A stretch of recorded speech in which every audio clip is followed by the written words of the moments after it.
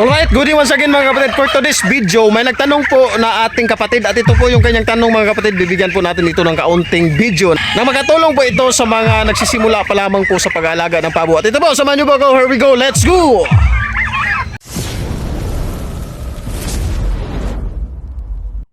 Ito po yung tanong ng ating kapatid na si Nick Chances.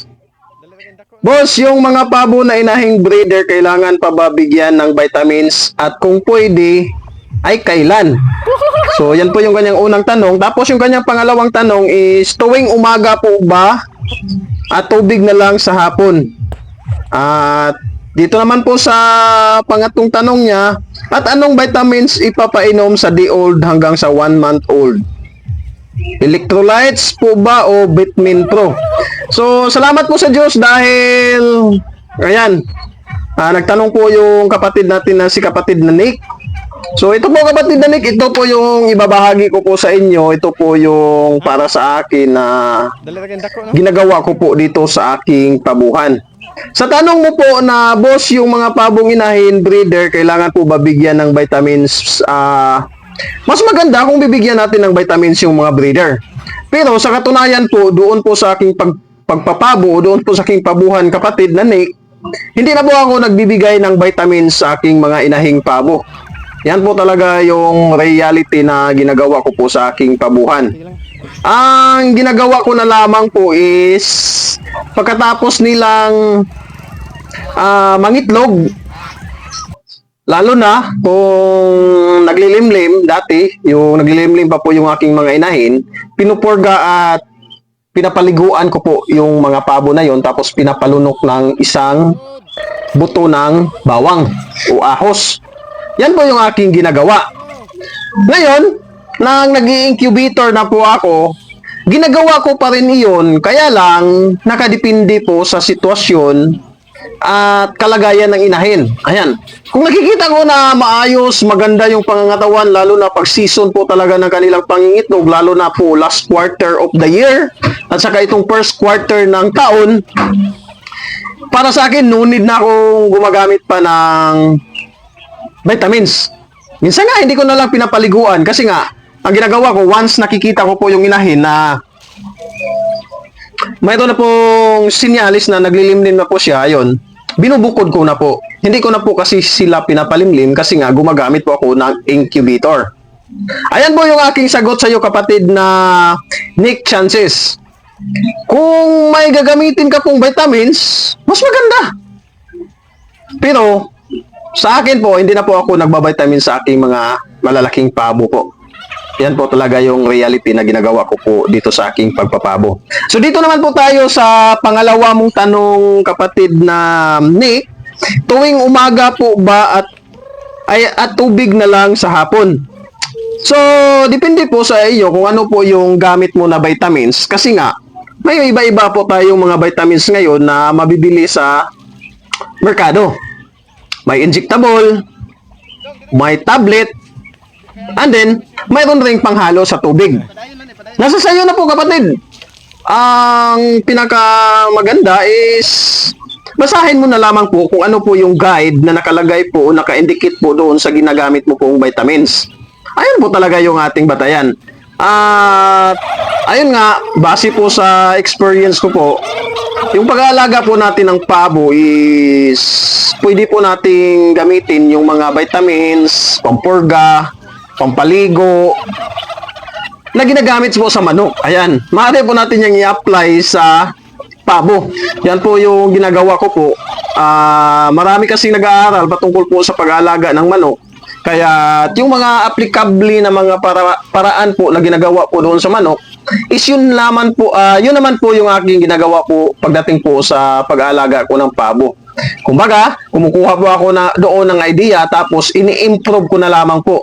Kumbaga, pinag-iisipan ko kung ano pa yung pwedeng i-improve doon sa mga technique o pamamaraan na ginagawa po sa manok para ma-apply ko po sa pabo. So, dito naman po tayo sa pangatlong tanong, sa huling tanong po ni kapatid na Nick.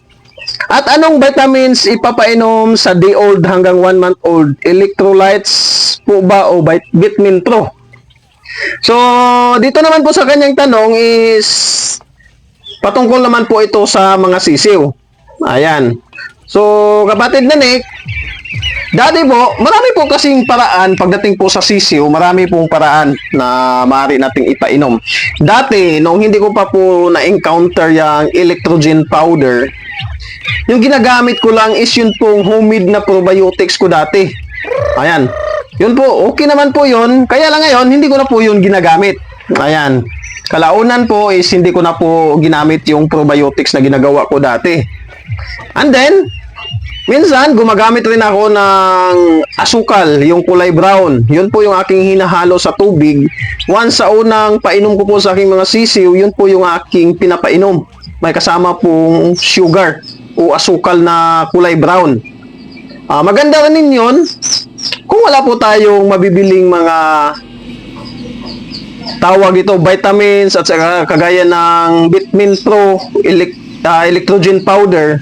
So, nung lately lang, mga nakarang taon, is nakita ko po na epektibo po itong electrogen powder. May nakapagsabi po kasi sa akin.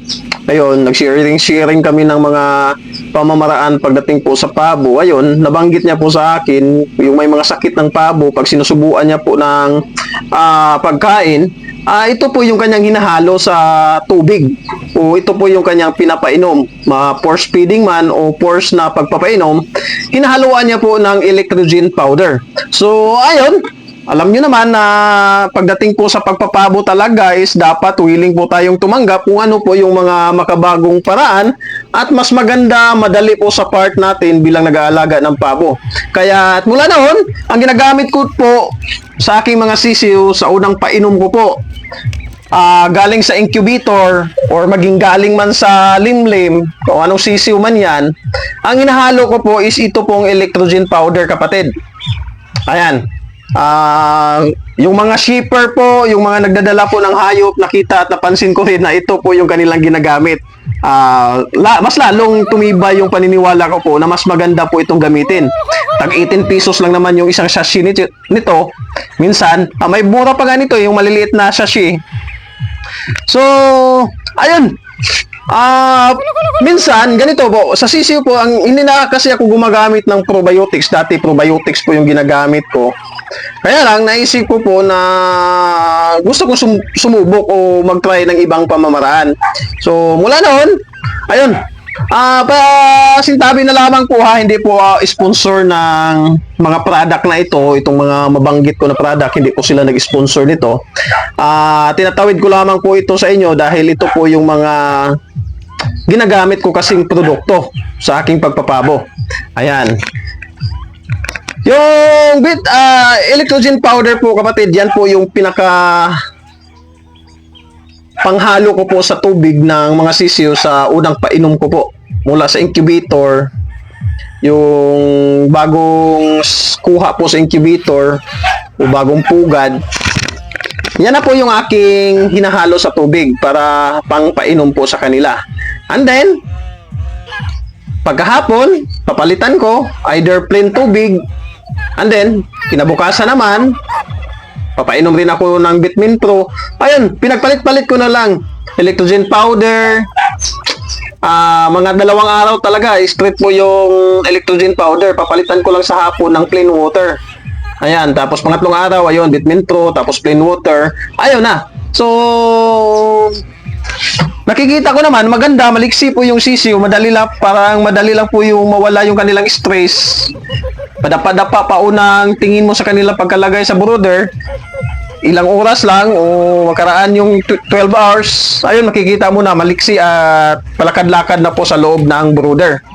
So, nasa sayo na po, kapatid, ang paraan. May guide naman po sa mga produktong yan. Nasa sayo na lang kung paano mo po i-apply. Kasi nga, ayun, may guide naman po doon. Ang kagandahan po, kumpara po natin yung sisiw na mula sa incubator at kumpara naman doon sa pisa po talaga sa limlim, mas malaki po talaga yung tawag dito. Mas malaki po yung kalamangan ng mula po sa limlim kumpara po sa incubator. Ayan. Hindi po talaga naiwasan kapatid na may nalalagas po talaga sa mga sisiw. Lalo na yung mula po sa incubator. Kasi nga yung iba minsan is parang hindi pa po buo yung pusod. Nakalabas po sa kanyang shell. Ayun, yung iba namamatay po, mahina. Ayun. Part na po talaga yan lalo na pag incubator po yung ating gagamitin. So sana po nakabigay ito ng kaunting impormasyon sa iyo kapatid na Nick. Ayun na po mga kapatid, sana po nakabigay ito ng kaunting impormasyon sa mga nagsisimula pa lamang po sa larangan po ng pag-aalaga ng pabo. Sana po nakatulong ito sa inyo mga kapatid at lagi niyo pong tandaan na paggawa ng mabuti ay di nagbubunga ng masama. See you on my next vlog. Bye-bye.